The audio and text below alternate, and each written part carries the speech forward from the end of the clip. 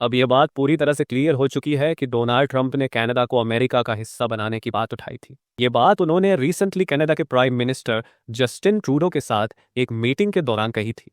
आपको याद होगा कि कुछ टाइम पहले एक न्यूज़ सामने आई थी जिसमें जस्टिन ट्रूडो जब अमेरिका में ट्रंप से मिलने गए थे तो ट्रंप ने मजाक में यह बात कह दी थी कि अगर आपको हमारे टैक्स और ट्रेड पॉलिसी से इतनी ही प्रॉब्लम है तो आप कनाडा को अमेरिका का ही पार्ट क्यों नहीं बना देते।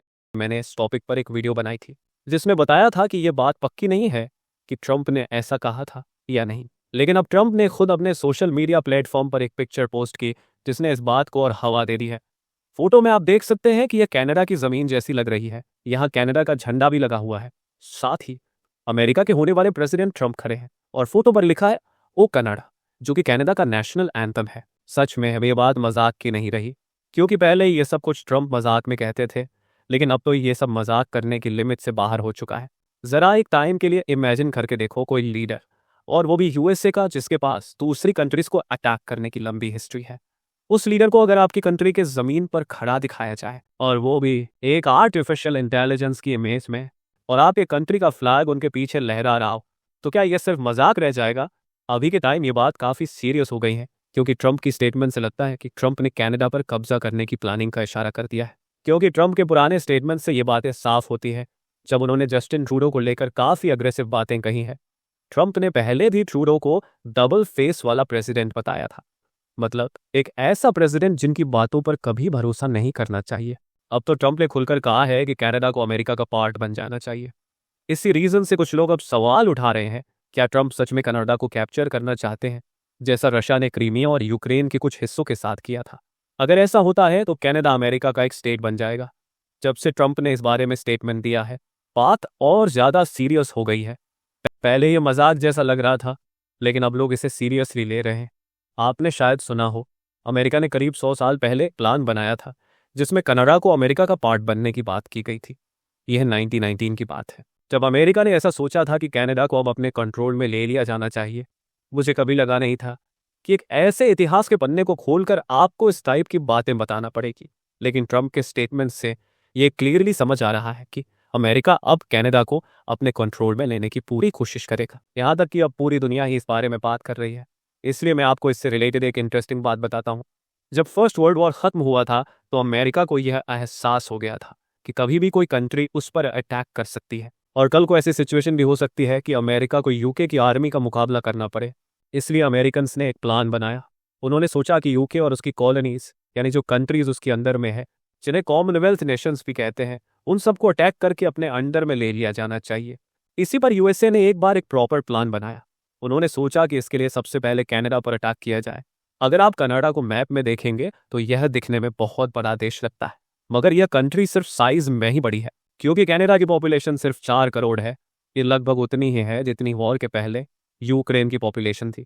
हालांकि यूक्रेन की सिचुएशन अब बदल चुकी है, लेकिन उस टाइम कनाडा की पॉपुलेशन यूक्रेन से भी कम थी। इसमें सबसे इंपॉर्टेंट बात यह है कि कनाडा की most of the population Canada के नॉर्थ साइड में नहीं रहती, क्योंकि नॉर्दर्न कनाडा बहुत ठंडा इलाका है। वहाँ फार्मिंग करना तो मुश्किल है ही, लोग भी वहाँ रहना पसंद नहीं करते। यही रीज़न है कि कनाडा की ज़्यादातर पॉपुलेशन साउथ कनाडा में रहती है। इसलिए कनाडा के बड़े शहर जैसे विनिपेग, कैलगरी, वैंकूवर और मॉन्ट्रियल, ये सब यूएस बॉर्डर के पास बसे हुए हैं, क्योंकि इन सिटीज़ की लोकेशन से ट्रेड करना और ट्रैवलिंग करना आसान हो जाता है। यूएस ने पहले ही प्लान बना लिया था कि अगर फ्यूचर में कभी ज़रूरत पड़ी तो वो कनाडा को तुरंत अटैक कर देगा। अब आप सोच रहे होंगे कि यूएस ने इतना बड़ा प्लान बना लिया तो क्या कनाडा ने कुछ नहीं किया? बिल्कुल किया। कनाडा ने इसके जवाब में वार प्लान रेड तैयार किया। इसके अलावा कनाडा की डिफेंस टीम को भी सबसे इंपॉर्टेंट माना गया है। अब आप सोच रहे होंगे कि जब प्लान्स तैयार कर ही लिए गए थे तो उनका एक्सिक्यूशन क्यों नहीं हुआ? इसके पीछे कई रीज़न है। सबसे बड़ा रीज़न है कि तब तक नेटो बन चुका था। नेटो बनने के बाद अमेरिका और कनाडा के रिलेशंस ठीक हो गए। दोनों कंट्रीज ने म्यूचुअल एग्रीमेंट किया कि अगर किसी एक देश पर हमला हुआ तो इसे दूसरे देश पर हमला माना जाएगा। इसी रीज़न से 1930 के टाइम तक जो वॉर प्लान्स तैयार थे उन सबको कैंसिल करना पड़ गया। लेकिन आज की सिचुएशन में अचानक से जो चेंजेस दिख रहे हैं, जैसे अमेरिका के प्रेसिडेंट ने जो स्टेटमेंट दिए या फिर जो फोटोज शेयर करी, ऐसा लगता है कि अब सिचुएशन तेजी से बदल रही है। हालांकि मैं यह नहीं कह रहा कि वॉर होने वाली है। मेरा मोटिव सिर्फ इतना ही है कि आप चीज़ों को अलग अलग पॉइंट ऑफ व्यू से सोचें। मैं चाहता हूं कि आप हर सिचुएशन को डायनामिक तरीके से समझें। जो इन्फॉर्मेशन हमारे पास है उसे ध्यान में रखते हुए कहा जा सकता है कि अमेरिका और कनाडा के बीच वॉर होने की पॉसिबिलिटी बहुत ही कम है। इसका सबसे बड़ा कारण यह है कि नेटो ट्रीटी अभी भी एक्टिव है। इसके अलावा अमेरिका को कनाडा के अगेंस्ट किसी भी तरह के बड़े मिलिट्री एक्शन की जरूरत नहीं है।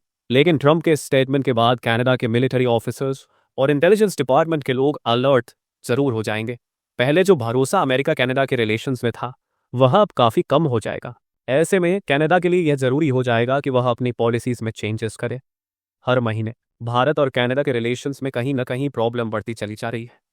लेकिन अगर कनाडा इस बात को समझता है तो वह अपनी पॉलिसीज में चेंजेस ला सकता है और इंडिया के साथ उसके रिलेशन सुधारने की कोशिश कर सकता है। इसके साथ ही कनाडा जल्द ही वर्ल्ड मैरीटाइम टेक्नोलॉजी कॉन्फ्रेंस को होस्ट करेगा, जो ग्लोबल लेवल पर उसकी सिचुएशन को स्ट्रॉन्ग करने में हेल्प करेगी। बाकी इस टॉपिक से रिलेटेड कोई नया अपडेट आएगा तो मैं ज़रूर वीडियो बनाऊंगा। तब तक के लिए जय हिंद दोस्तों।